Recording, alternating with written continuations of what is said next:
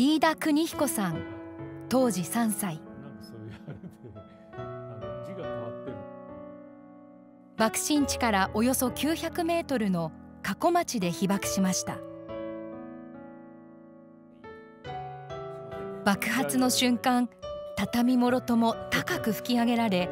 空中を泳ぐような感覚だったと飯田さんは語ります。一緒に逃げた母と姉、被爆直後に助けてくれた祖父、救助のために市内を探し回ってくれた祖母を次々と亡くし、飯田さんは叔父の家に引き取られました。人に分かってもらえない孤独感と体調不良に苦しんだ少年時代、中学校の恩師の言葉に救われたといいます。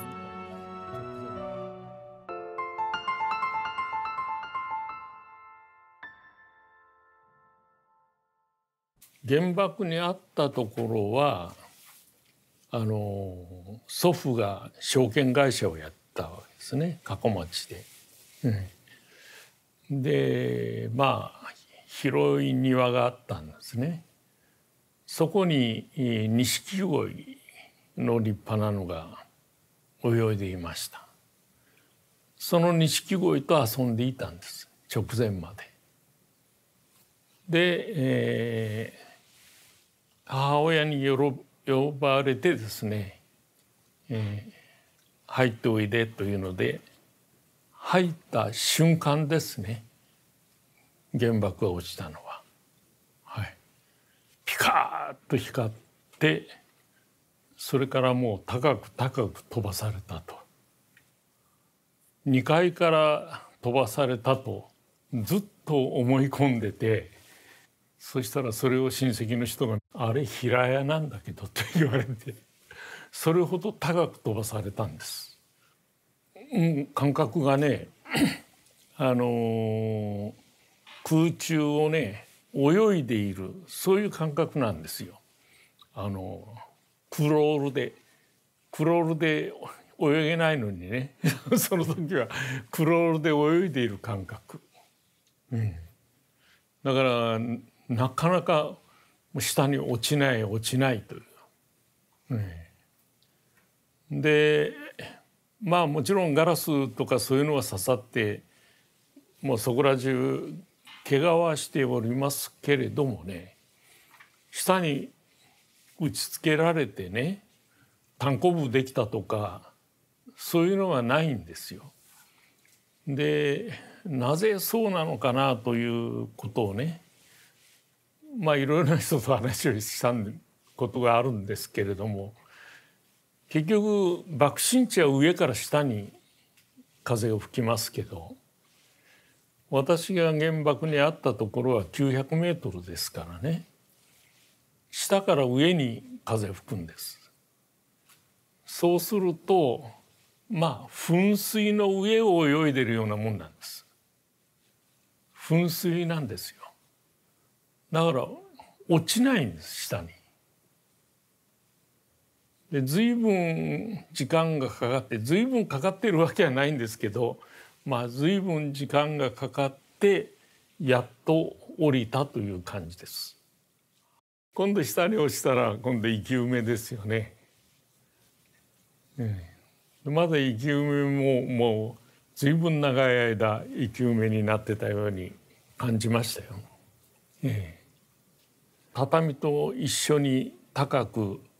吹き上げられたわけで、だからそういうものと一緒に落ちているわけで真っ暗なんですね。でそこで「お母ちゃん助けて」と叫ぼうとしたんです。しかしもう全然声が出なかったですね。でしばらく経っておじいちゃんが掘り出してくれたんですね。なぜおじいちゃんが掘り出したかというと、おじいちゃんはトイレに行っていたんですね。でトイレは昔小さい建物でこの柱の数が多いということで、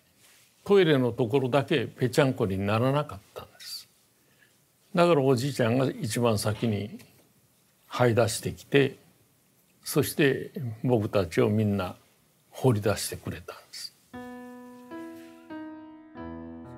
その後祖父たちと別れ、母のいとこが住む山形郡新庄村を目指して母と姉と3人で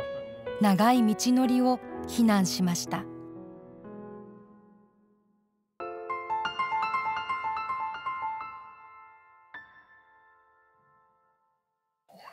山形郡新庄へ逃げました。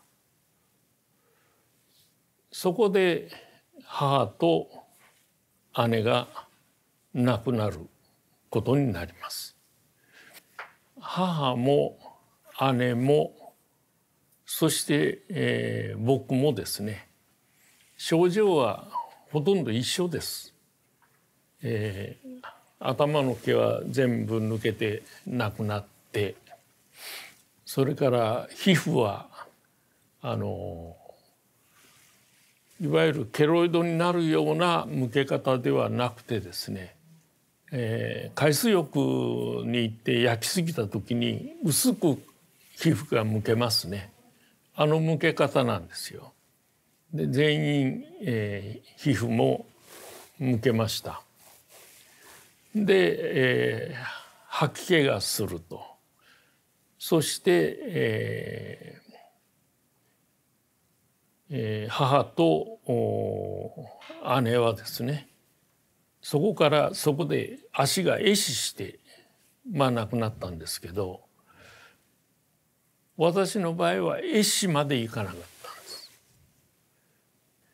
たんです。僕が一番小さいしね、幼いしね、一番先に死ぬだろうと思っていたのが、どうにか生き延びたと。母方のおじいちゃんも亡くなったんですね。掘り出してくれたおじいちゃんも亡くなったんです。でそこへ父方のおばあちゃんが出てきましたよね。で父方のおばあちゃんに、養われる。そのおばあちゃんはですね、原爆をした時は飲みにいたのでね、現在の東広島市のみです。翌日の早朝ね、のみを立ってね、そして広島へ僕たちを探しに来たんです。そしてもうたくさんの遺体をですね、こうひっくり返して顔を確認しながらですね、朝から晩まで探し回って結局見つからなかったということで、それでその時に体調を害したと思いますよね。暮らしはですね、あれはもう最高のもんだったですよ。私の人生で優しくてね、体の具合悪いのにね優しい。それからおもちゃをやっぱり物々交換でね、家にあるものをこう出してね、そしておもちゃを物々交換して手に入れてくれるんですよ。でそれで遊んだのを覚えてますね。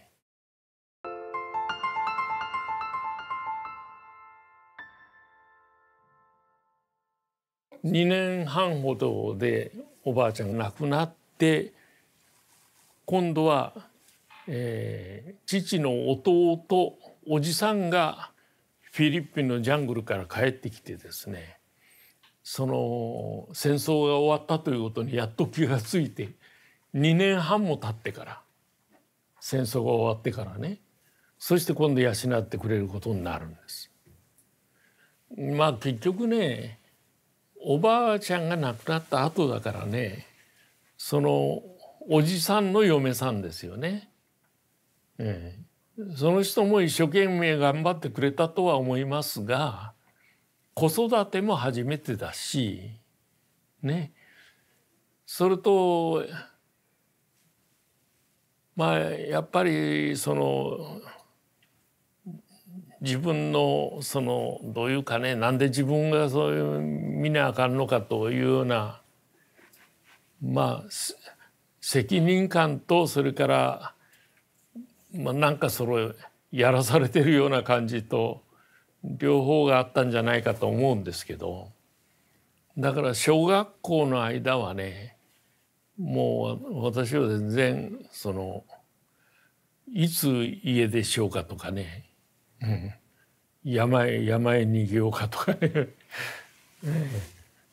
なら昆虫の食べ方とかね、ああいうのを勉強したりして、小学校は楽しい思い出というのはほとんどないですね。ひどいことはなかったと思いますよ。叩かれたわけでもないし、叱られたわけでもないしね。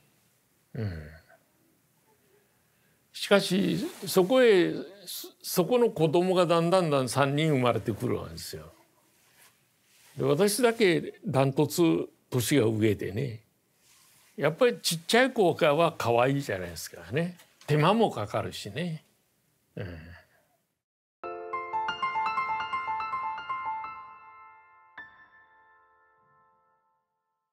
ずっと寝たきりです、ほとんど。原爆にあった後は、ほとんど寝たきり。もうね、私は自分の体調というものが分からなくてね、ずっと悪いんだから分からないんですよ。で吐き気がする、めまいがするね、それからトイレしょっちゅう行くんです。過敏性大腸炎ですね。で、それでもね、病気ということがわからないのとね、自分もわからないんです。十二指腸潰瘍なんかもやっててですね、十二指腸潰瘍でもうなくなるんですよね、当時は。しかし私は十二指腸潰瘍だというのがですね、分かったのが40歳です。成人病検診というのがあったんです。で生まれて初めて私もバリウム飲んでレントゲン写真撮ってもらいましたよ。そうしたら十二指腸潰瘍がもうすごいのが映ってね、これ子供の時に十二指腸潰瘍ひどいのをやってるというふうに先生言われました。でそういうふうに十二指腸潰瘍をやっても自分も気がつかない、周りも気がつかない、周りは気がついたかどうか分かりませんが気がつかなかったんじゃないかと思いますけれども、病院一回も行ったことはないです。小学校の時はとにかく座ってるというのが非常にしんどいわけですね。それでも病気だというふうに思わないんですからね。今なら当然入院ですよね。座るのがしんどい。で立つ朝礼いうのがありますよね。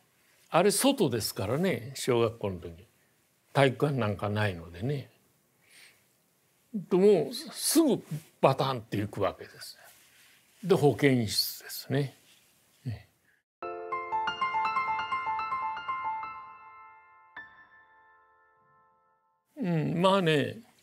小学校の時はもう勉強も運動も何にもできないだけですよ。そういう状態でおそらくビリの方で55人ぐらいのビリの方で小学校は卒業したと思うんです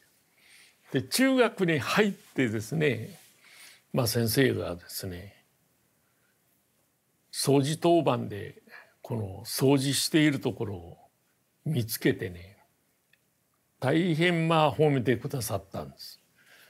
あそこまで褒めるかというほどね。ですから私は勉強全然できないけど頑張ってですね、1年生の3学期にはですね55人中22番になったんですよ。で私の名前が初めて出てですね22飯田って書いてある。これが嬉しくてね、毎日毎日見に行って、で2年の3学期にはクラスで1番になりました。で2年の時から級長にも選ばれた。私はその掃除当番を褒められてね、もうチェンジしたと思うんですよね。スイッチが入れ替わったと思いますよ。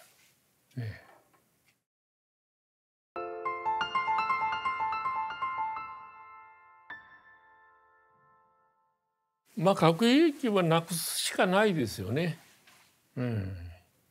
核兵器を抑止力に使っても平和を達成しようというような人もいますけれども、私はそれは難しいと思いますよ。なくすしかない。